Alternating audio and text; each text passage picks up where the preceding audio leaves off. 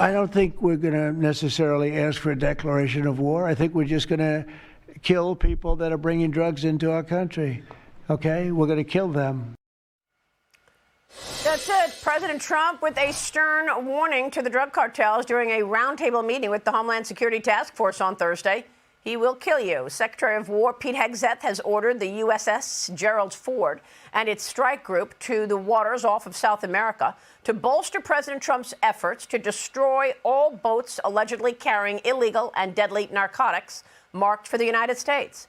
Meanwhile, the Pentagon confirmed the U.S. military destroyed a Tren de Aragua boat in the Caribbean that was suspected of trafficking illegal narcotics into America.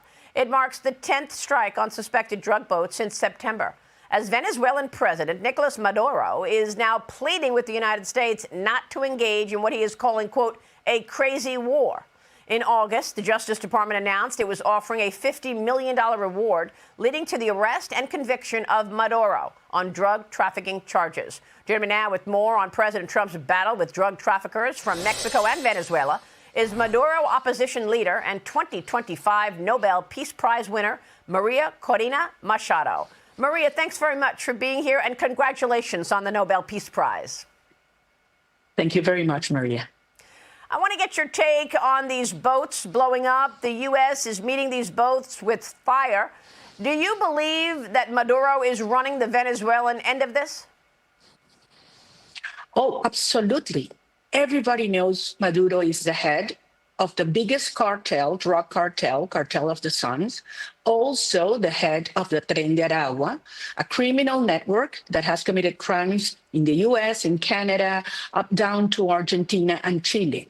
It's all run by Maduro. He has been destroying the lives of millions of Venezuelan people and turned our country into the safe haven for Russian, Iranian forces, Cuban agents, Hezbollah, Hamas, and the Colombian guerrilla to operate freely for 26 years. Wow. What do you think should be done about this? Do you agree with President Trump's tact to just blow up these boats as they approach America? Look, the only way to dismantle a criminal structure is to cut their inflows of criminal money. You have to cut the resources that come from drug trafficking, gold smuggling, arms smuggling, even human trafficking that Maduro heads and operates from Venezuela. It was Maduro who declared a war on us Venezuelans after we won by a landslide in a presidential election last year. So he has applied state terrorism inside towards our people and narco-terrorism abroad to the nations of the Western Hemisphere. So Maduro is the one who started the war. President Trump is stopping the war, ending the war.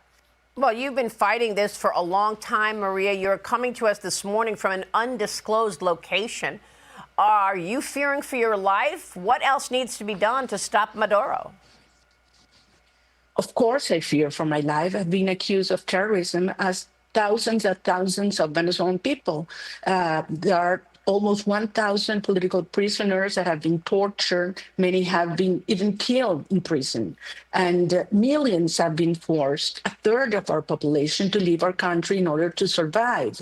What we need to do is keep going, putting more pressure on Maduro, making him understand that the days of impunity are over, that he has to put on the side because popular sovereignty, the regime change, was already mandated by our people, as I said, with a landslide victory last year. So we need to advance into an orderly, peaceful transition to democracy, from this chaos that Venezuela is today into order. Just imagine what a free Venezuela will unleash.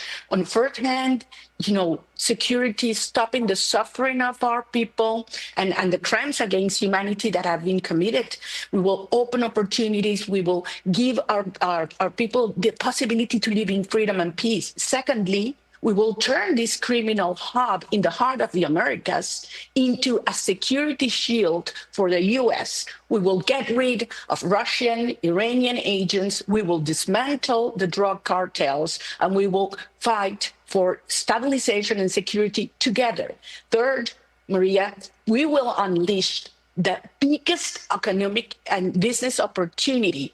Venezuela will turn into the main energy ally of the U.S. from producing less $1 million a day to millions of barrels a day through American investment and creating jobs in Venezuela and also in the U.S. Well, this is a very important point that you make, and I don't know if you saw that I'm just back from the Permian Basin in Midland, Texas, and this is arguably the most important pool of oil and gas production in America. It right now powers 40% of U.S. production. For oil, it's expected to go to 70%. Isn't that one way that America protects itself by ensuring that energy dependence is national security independence for America, by ensuring that America can keep drilling and keeping us independent? But how do you stop the oil production that's happening on the black market out of Venezuela? Who's funding all of this, Maria?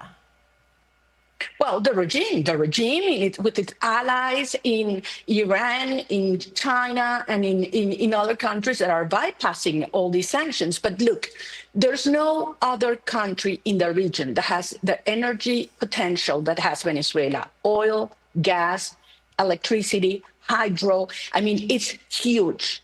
Imagine what it means, a strong alliance, as we used to have decades ago, because you are absolutely true. I mean, national security is energy security, and there's no other opportunity like Venezuela represents. And finally, I want to mention one last thing, migration. Millions of Venezuelans will come immediately back home from the U.S. and all around the world the day Maduro goes. So this is a win-win opportunity for all. Yes, I just wonder if the critics will be right that it will be a massive disruption. When you mentioned earlier to me during the commercial break that people are not clear on what a transition would look like. That's a very important issue because the regime is trying to create this narrative and concern of a problematic transition and comparing to countries like Libya and Iraq. That's totally false. I mean, there's no other most cohesive society as Venezuela. And it is the people, 90% of the population that wants to live in peace, but peace requires freedom and freedom requires strength. So we will see an orderly transition. Be sure of that. All right, Maria, we will leave it there. Thanks very much for being here. I know you said that you were honoring your Peace Prize to Donald Trump. Thank you. Venezuelan opposition leader and 2025 Nobel Peace Prize winner Maria Corina Machado.